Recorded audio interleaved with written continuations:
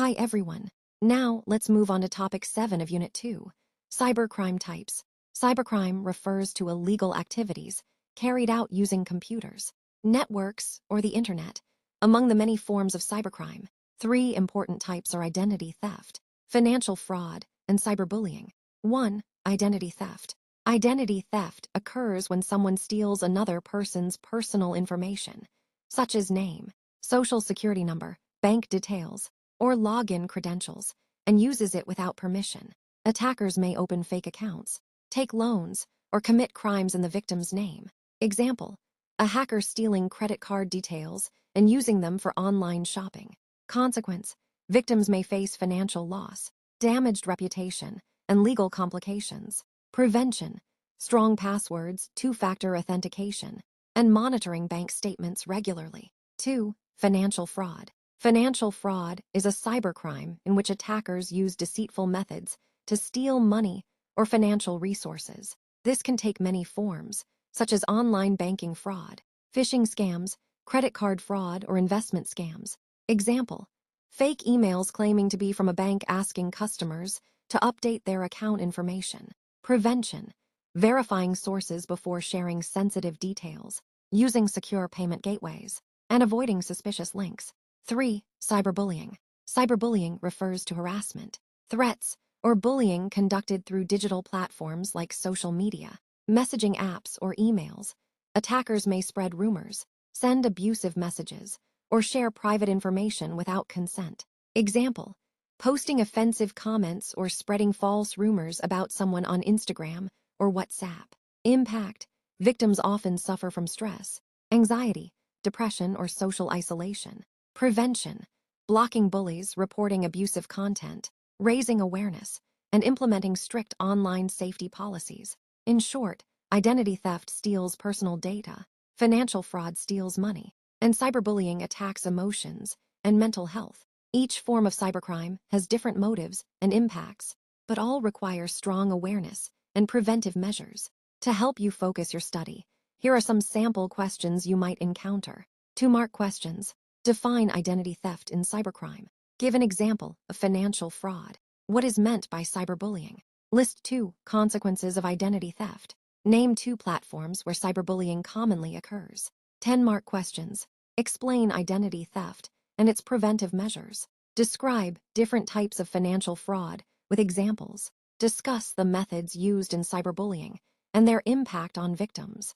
Compare and contrast identity theft and financial fraud.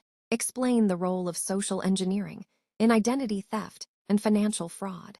Cybercrime refers to illegal activities that are committed using computers, networks, or the internet, and it has become one of the most significant threats in today's digital world. It includes a wide range of offenses, but some of the most common forms are identity theft, financial fraud, and cyberbullying.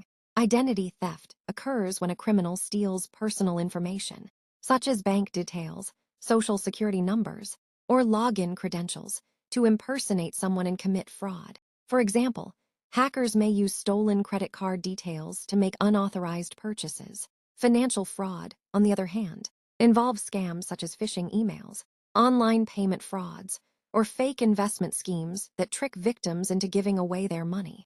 Another major form of cybercrime is cyberbullying, where individuals use digital platforms to harass, threaten, or spread false information about others, causing emotional and psychological harm.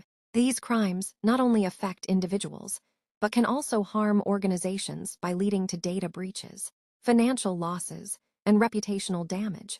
Governments, too, are frequent targets, facing threats like cyber espionage or attacks on critical infrastructure. Thus, cybercrime is a growing problem that requires strong preventive measures, technological safeguards, and public awareness to protect society from its harmful consequences.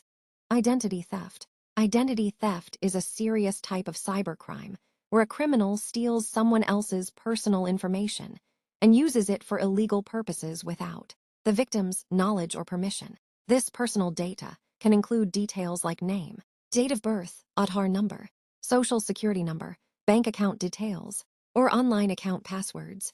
Once stolen, this information can be misused for committing fraud, opening fake accounts, or making unauthorized financial transactions. Common methods used in identity theft. One of the most common methods is phishing, where cybercriminals send fake emails or create fraudulent websites that look genuine, tricking people into entering their login credentials or banking details. For example, a fake email claiming to be from a bank may ask the user to verify their account by entering their password. Another method is a data breach, in which hackers break into databases of companies or organizations and steal sensitive information like customer IDs or card numbers. Social engineering is also widely used, where attackers psychologically manipulate individuals into revealing personal data, such as pretending to be a bank official calling to confirm account details. Consequences of identity theft. The impact of identity theft can be very damaging. Victims may face unauthorized financial transactions, such as money being withdrawn from their bank account or purchases made with their credit card. It can also cause damage to personal reputation. For instance, if the stolen identity is used in illegal activities. In many cases, victims struggle with recovering their stolen identity, which may take months or even years, along with legal and financial complications. Prevention of identity theft. To protect against identity theft, it is important to follow safe online practices, using strong passwords combined with two-factor authentication. 2FA can add an extra layer of security. People should be cautious and avoid clicking on suspicious links or opening unknown email attachments, as they may lead to phishing sites. Another good habit is regularly checking credit reports and bank statements to quickly identify and report any suspicious activity. Example: suppose a student receives an email that looks like it is from their university, asking them to log in and update their personal details. If the student clicks on the link and enters their password on the fake website, the attacker can then use that password to access the student's real university account or even linked bank details. This is a typical case of identity theft through phishing.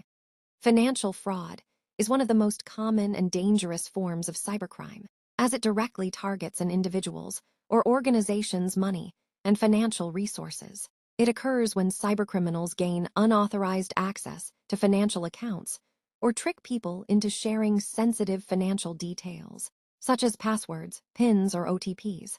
For example, in credit card fraud, stolen card numbers are used for online purchases without the owner's knowledge. Similarly, online banking fraud involves criminals hacking into bank accounts to transfer funds illegally. Another example is investment scams, where fake websites or messages promise high returns to lure people into investing, only to disappear after collecting the money. Loan fraud is another growing threat, where cybercriminals use stolen identities to apply for loans, leaving the real person responsible for repayment. The consequences of financial fraud can be devastating, as victims may lose their savings, face debt, or even struggle with legal issues if their identity was misused.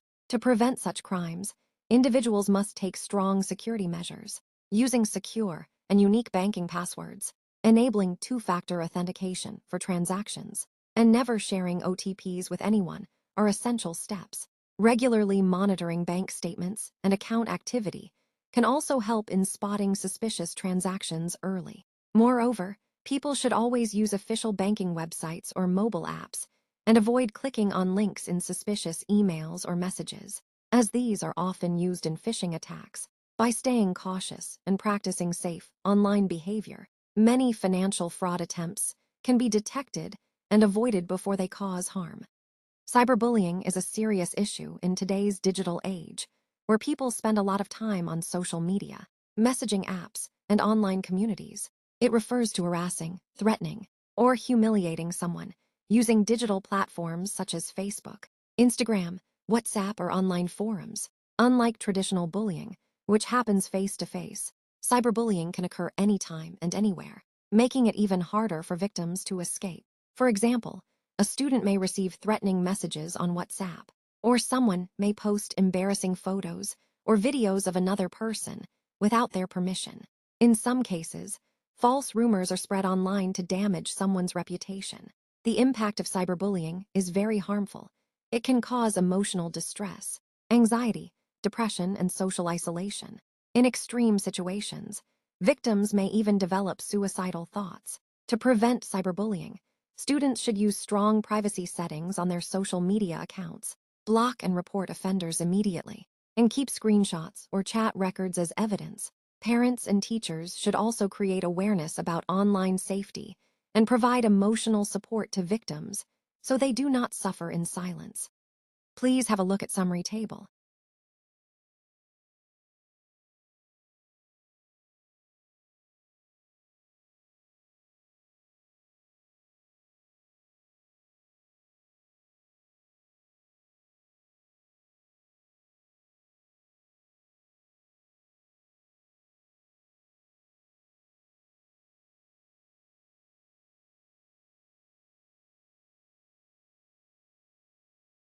Thank you. Please like, share, and subscribe.